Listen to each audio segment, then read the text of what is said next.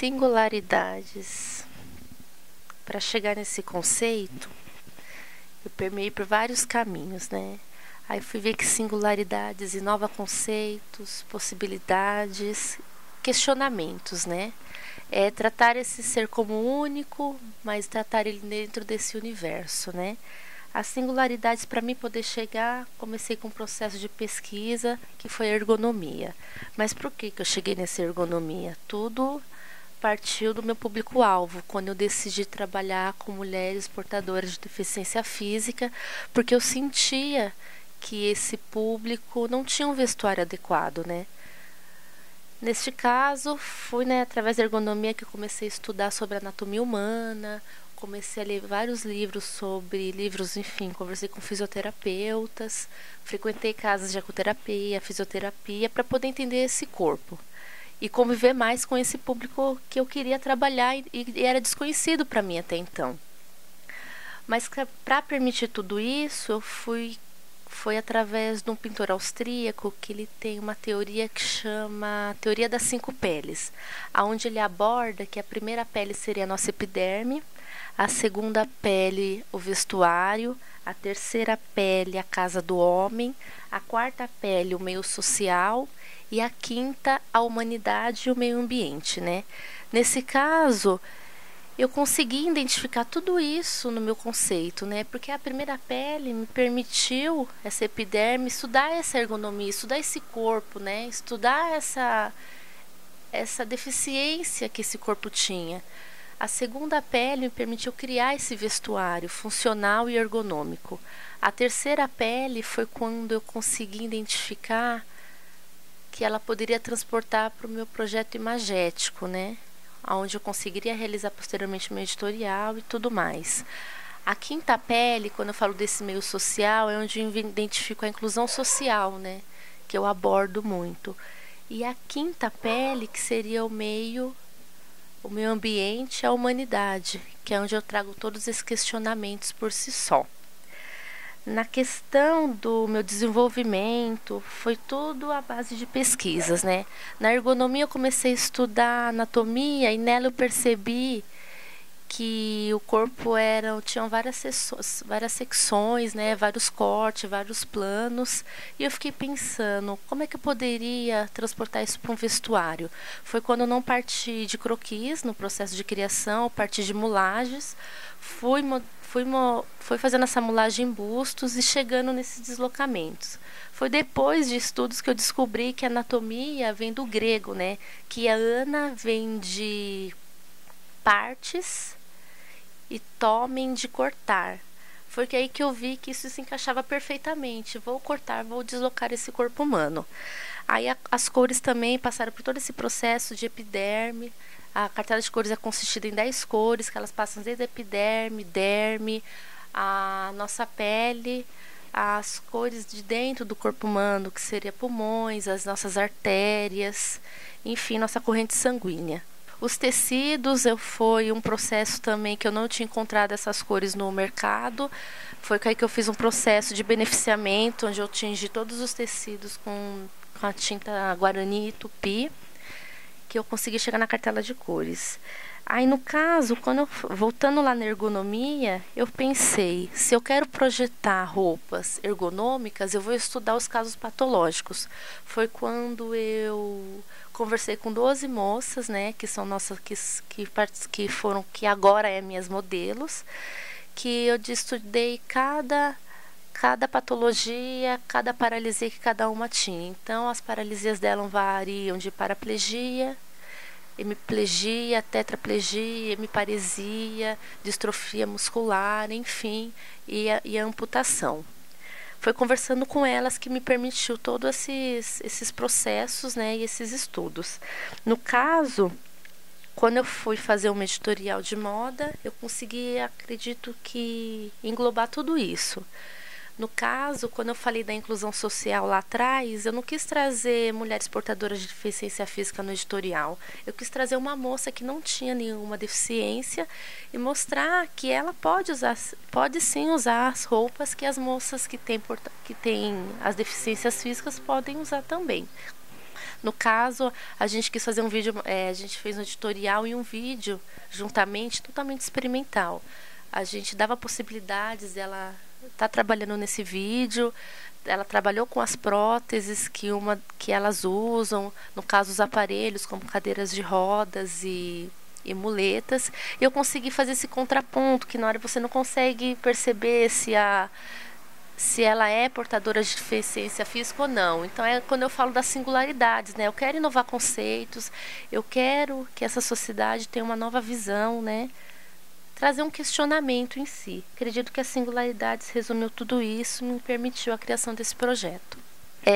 Na confecção do vestuário eu tive muita dificuldade, porque eu fazia a mulagem tudo, depois com as tabelas de medida de cada corpo, onde eu tirei as medidas de cada menina, eu consegui ver que era complicado, porque cada uma tinha uma necessidade, e isso para trazer para o vestuário, eu tinha que trabalhar de repente com um tecido mais maleável, foi que eu optei pela malha, que era um tecido mais flexível, que tinha uma elasticidade, só que eu queria roupas com um visual mais alfaiataria, então na realidade eu confeccionei alfaiataria em malha, né, onde é tudo intertelado, também com forro, tem todo esse processo e acabamento. Aí foi a questão destes aviamentos. Foi vários testes que foram feitos. Fiz teste com imã, com velcro, com zíper, e aí eu fui agregando isso de acordo com cada deficiência. No caso o imã, eu percebi que ele era o mais funcional de todos, né? Tanto para quem porta uma deficiência física ou restrição de mobilidade, para quem não porta. É super funcional, rápido e prático. O zíper também, em alguns casos, é funcional, depende e varia de cada deficiência.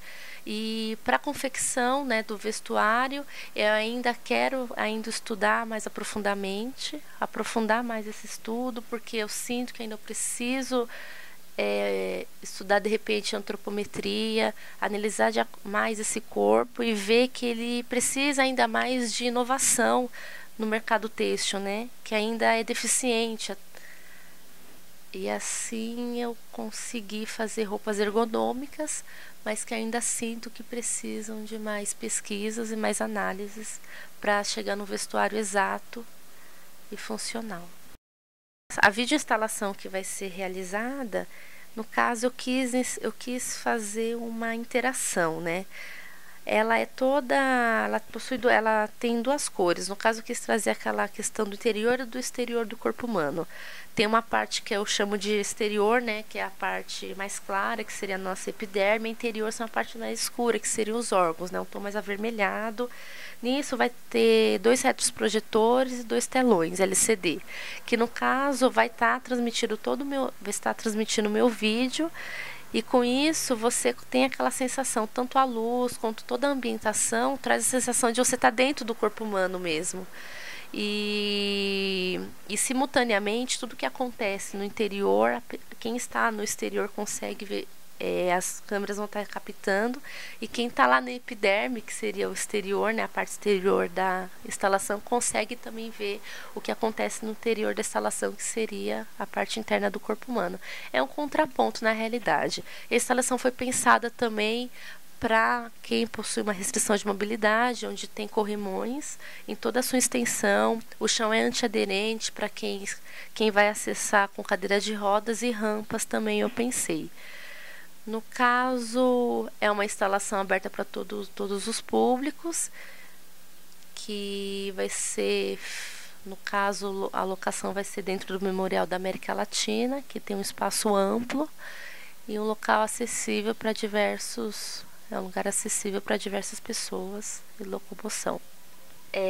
O meu público-alvo foi muito importante, né? E ainda é, porque eu ainda sinto que eles precisam de muita atenção e falta muita, como é que se diz? Muita atenção. Eles são excluídos, né? Desde a parte do vestuário, igual quando eu falo da casa do homem, desde a casa do homem, lá quando a gente pensa nessa terceira pele, né? Esses espaços, né? Como esse usuário tem dificuldade em acessos. No caso, eu me foquei no vestuário, mas eu percebi que isso acabou se transpondo para a parte externa, né? Para os acessos, né? Então, quando eu faço essa instalação, eu penso nisso também. Não é só o vestuário que tem que ser funcional, que tem que ser acessível. Os locais também têm que ser. E isso tem muita deficiência ainda na nossa sociedade, que acredito que com o decorrer dos anos isso terá uma modificação. No caso, eu criando vestuário, enfim, cada um criando possibilidades e formas de acessibilidade, de um conforto maior para um público muitas vezes esquecido pela sociedade. O processo de desenvolvimento, após todas as molagens, eu comecei a desenhar algumas formas e volumes. Foi quando eu comecei a estudar o caso de cada moça, né? No caso aqui a de Olice, ela é portadora de tetraplegia, quis fazer um vestuário. No caso, ela necessita de uma terceira pessoa para se vestir. Então, eu pensei que todas as laterais da manga e as laterais da calça poderiam ser feitas em zíper. E que deu muito certo. Fica um vestuário fácil de vestir. A gente consegue vestir ela na cadeira de rodas, coisa que as calças que não possuem zíper, ela teria que se vestir deitada. No caso, eu consegui atingir a funcionalidade e o conforto. No caso, aqui a roupa para Lina, ela é amputada do braço e da perna do lado esquerdo. Quis fazer um vestido confortável. Como ela não possui um braço, eu pensei como é que ela vai fechar esse vestido, né? Foi quando eu coloquei vários ímãs em sua extensão na parte frontal da peça, que só num toque ela consegue fechar imediatamente essa roupa. Aqui a gente tem a roupa da Janaína. Ela tem hemiparesia do lado esquerdo.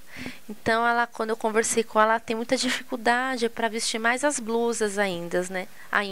No caso, o braço dela é enrijecido. Então, assim, para ela colocar uma manga é muito difícil.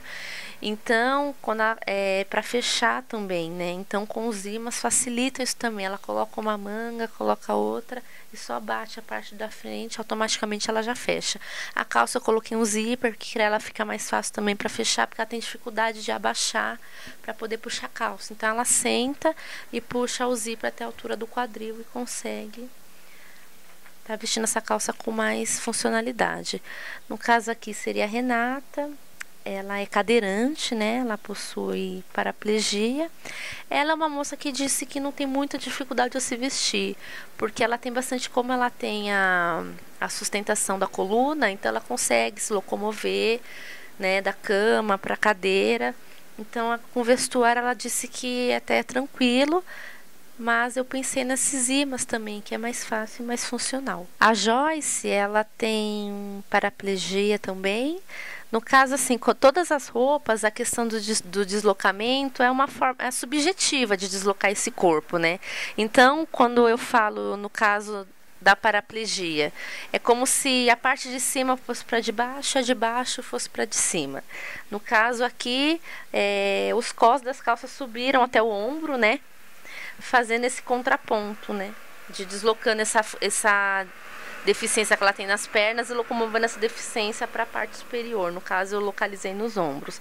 Essas nervuras também, que a maioria das peças tem, é para remeter essas fibras e os nervos que nós temos no interior do corpo humano.